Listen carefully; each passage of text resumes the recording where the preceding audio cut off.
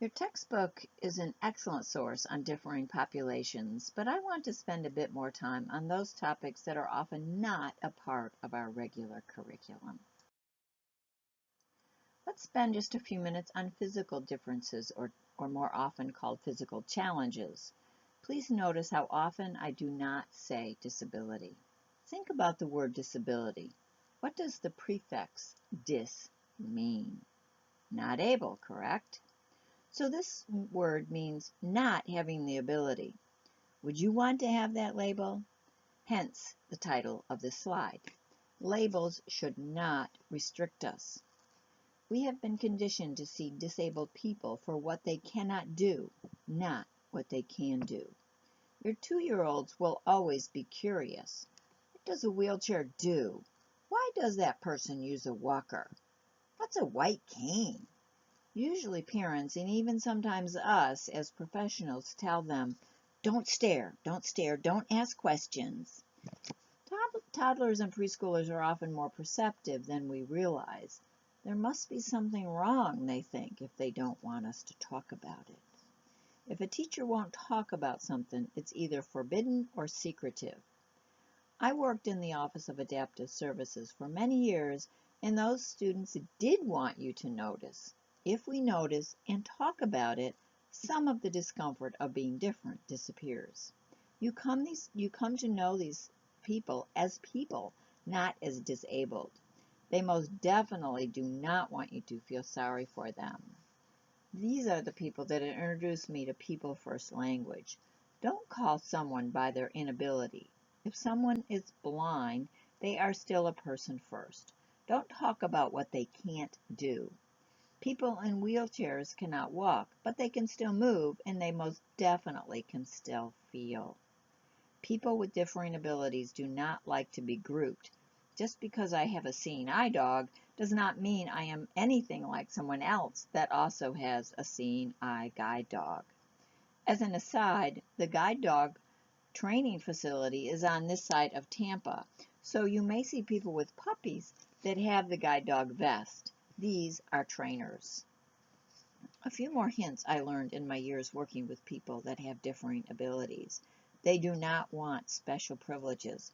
They screw up, they want to pay the consequences the same as everybody else.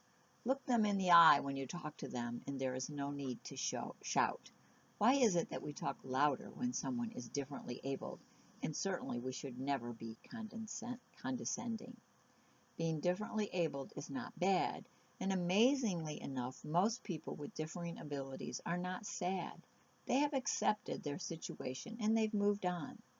Young children should always be told the truth about a person's differing abilities. If you sit in a wheelchair, your legs may not work, but everything else does.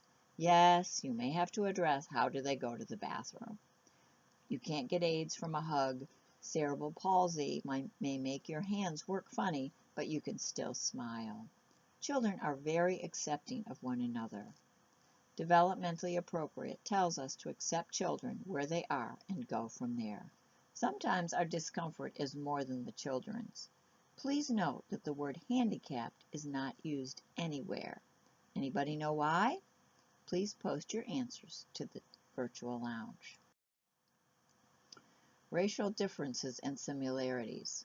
2s and 3s are learning about color, so it's not unusual that they identify skin by a color. I once had a 3-year-old in my classroom that set a standard for skin tone color in our classroom. She knew the color black, and she told people she was not black. She was chocolate. And those of us that thought that we were white, we were wrong. We were marshmallows. That young child taught me a great deal that year. As with gender constancy, young children wonder if their skin will always be the same. Unlike specific body parts, this concept is a bit more difficult for young ones to understand. When we tell them that their skin will remain the same color, we then have to deal with Johnny, who returns from a long weekend bright pink because mom forgot the sunscreen, and Andre, who fell and has a big black and blue mark on his leg. Left to their own devices, children don't lay much value on skin color. But since society lays a great deal of value on it, our children quickly pick up on the prejudices. When children tell us that they won't play with Monica because she is black, then we have our work cut out for us. Your discussion topic deals with such a scenario.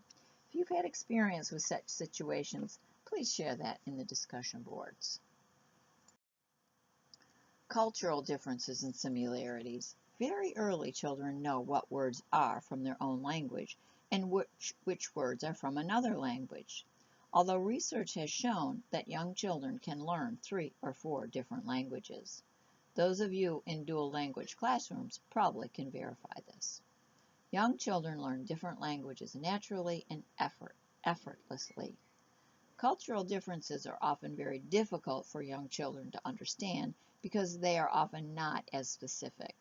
Cultural means something different to each of us. Young children are trying to make sense of their world. They are very concrete thinkers. They go by what they see, what they hear, what they feel, and what they taste. So they classify by skin tone or hair color, sometimes even hair length, and many times even types of clothing. This is an area where we can really make a difference. How do we teach multiculturalism? By having multicultural classrooms. We don't really teach multiculturalism. We practice it on a daily basis, moment by moment. We accept each child exactly as they are. We value differences. Anti-bias multicultural education is value-based. We value differences, but oppressive ideas and behaviors are not valued. Multicultural education is not an add-on. We don't bring out an African or an Asian or an Oriental or a Native American prop box for 1 week and think that we've done something special. Look at your entire curriculum through an anti-bias lens. Multicultural anti-bias affects everything that you do. Is this difficult to do? Absolutely. And you need to be comfortable with almost everything, which means you need to confront your own bias. Do we have bias? Oh, yes. I definitely have an early childhood bias, and my friends tell me that I have a fitness bias. Do we have to get rid of our biases? If they hurt or hold people back, then yes. If you're aware of them and can be objective, then no.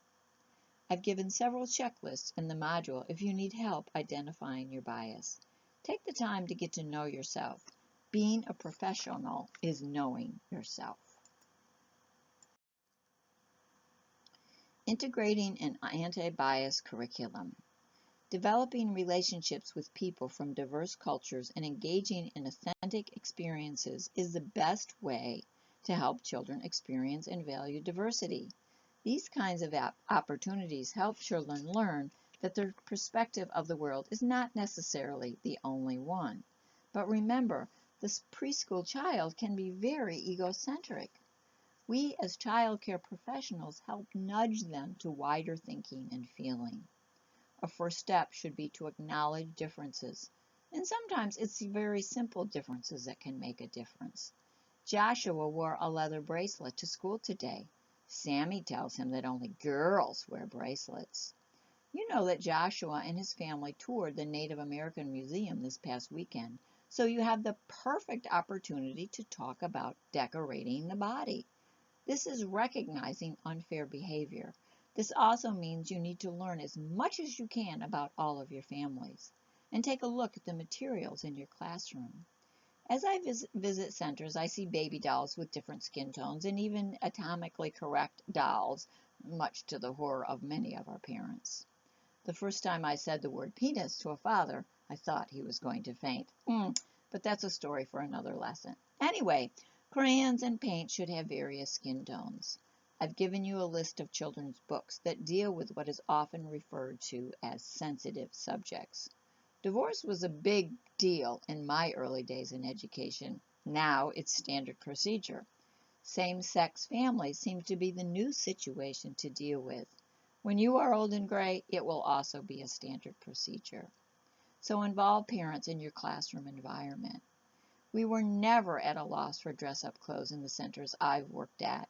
from almost all nationalities because parents donated stuff.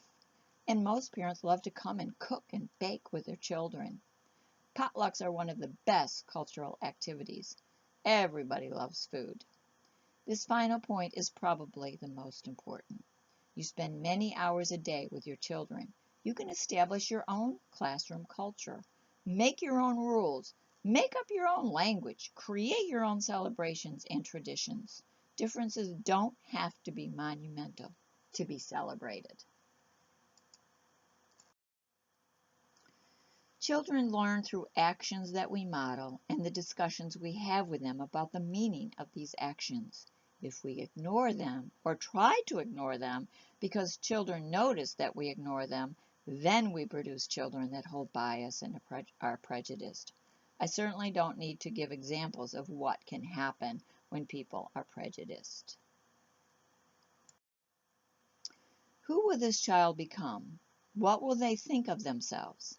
It's up to us to help them become the best individuals they can be.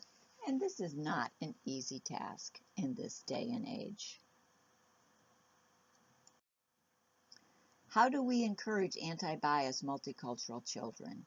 These are all qualities not only open-minded children evolve into, but just happy, healthy children. Which one you consider most important probably says something about your own bias, which, at this point, is probably important that I recognize what I have presented refers to my own bias as an early childhood professional. We college professors get to pick what we present, so that can be biased. So always think about what is presented and how it relates to you.